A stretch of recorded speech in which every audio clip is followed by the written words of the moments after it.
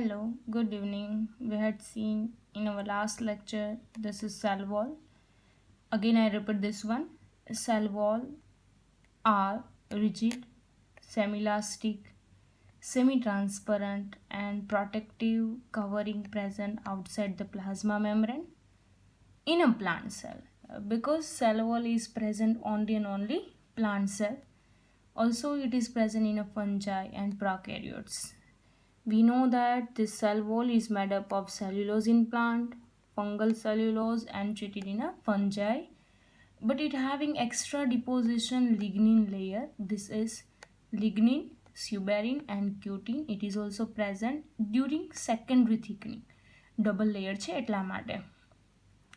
In a two cell, it having cementing layer will be present, and this cementing layer it is called middle lamella. Two adjustive cell હોય, adjacent cell मतलब this one and this one, તો એ બંનેની વચ્ચે જે cementing layer છે it will made up of middle lamella. Okay, and it having also porous part. In a porous part it is known as plasmodesmata, જેના through એ બંને cell છે એ connected રહેતા હોય છે. Two nearer cell both are connected with the help of porous part, and this porous part it contain એમાં શું છે તો એને આપણે કહીએ છીએ પ્લાઝ્મોડેઝમેટા. બરાબર. And now so what is the role of cell wall? એમનું કામ શું છે તો કે first of all it will gives to the shape of the cell. સેલને શેપ આપવાનું કામ કરશે. We know that, you can see that. And it will gives to the mechanical strength in a plant. શું કામ તો કે પ્લાન્ટને એક જ જગ્યાએ રહેવાનું હોય છે અને એક જ જગ્યાએ રહે છે એટલે they require more mechanical strength as compared to us, as compared to animal and as compared to other cell. એટલે એ બધા એને મિકેનિકલ શોકથી બચાવવાનું કામ કરે છે. કોણ તો કે cell wall. It also protect against the pathogens. Microbes એવા harmful microorganism છે એમાં આવી ના જાય, એને હાર્મ ના કરે, તો એ સેલ વોલનું કામ છે બચાવવાનું કે પેથોજન્સને એન્ટ્રી જ નહીં આપે. અને સપોઝ કોઈ મિકેનિકલ ઇન્જરી થઈ છે, કોઈ ટ્રીને કાપ્યું છે કે કંઈ પણ કોઈ રીતે, તો એનાથી પણ બચાવવાનું કામ કરશે. વી નો દેટ કે આપણને જો કંઈ વાગ્યું હોય તો બ્લડ રિમૂવ થતું હોય, પણ કોઈક ટાઈમ થાય એટલે બ્લડ છે ક્લોટ થઈ જાય with the help of platelets. તો સેમ લાઇક દેટ અહીંયા પણ સેલ વોલ શું કામ કરે છે તો કદાચ એને મિકેનિકલ ઇન્જરી થઈ છે, કોઈ પણ રીતે વાગ્યું છે કે કોઈ કટિંગ કર્યા છે પ્લાન્ટ, તો એનાથી બચાવવાનું કામ સેલ વોલ કરે છે કે બહારનું જે કંઈ બી મટીરિયલ છે એ ઇનસાઇડ ઓફ ધ સેલ સુધી પહોંચે નહીં, because they no require at that time.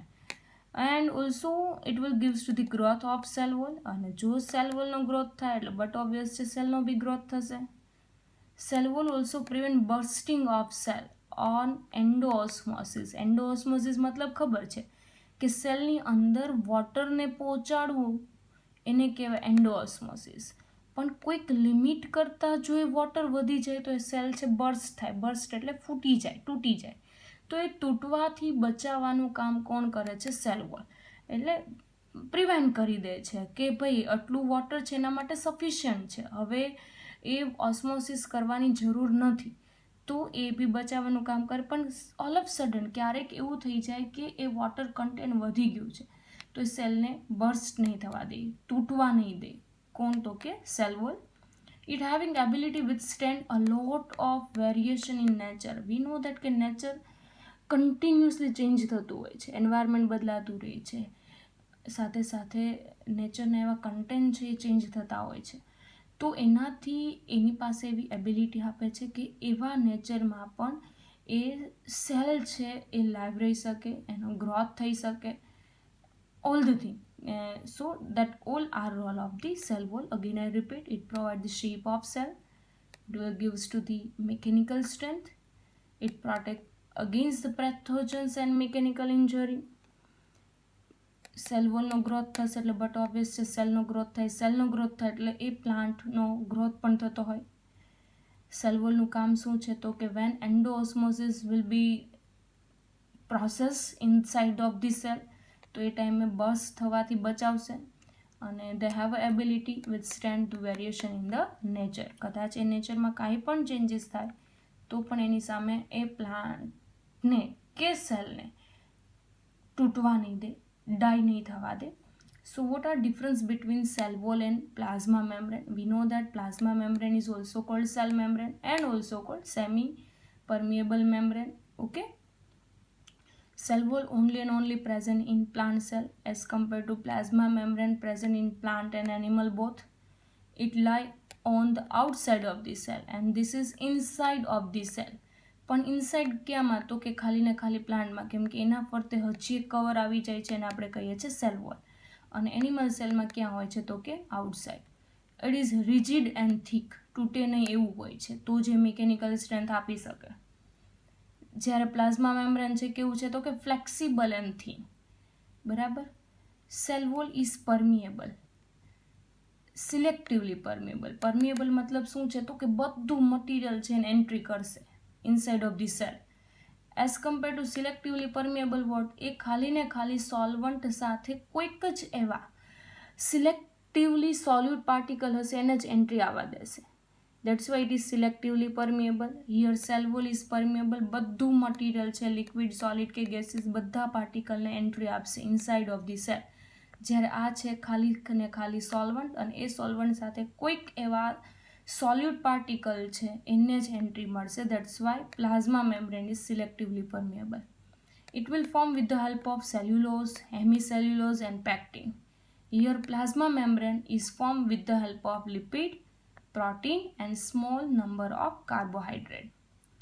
It will provide the protection and strength of the cell.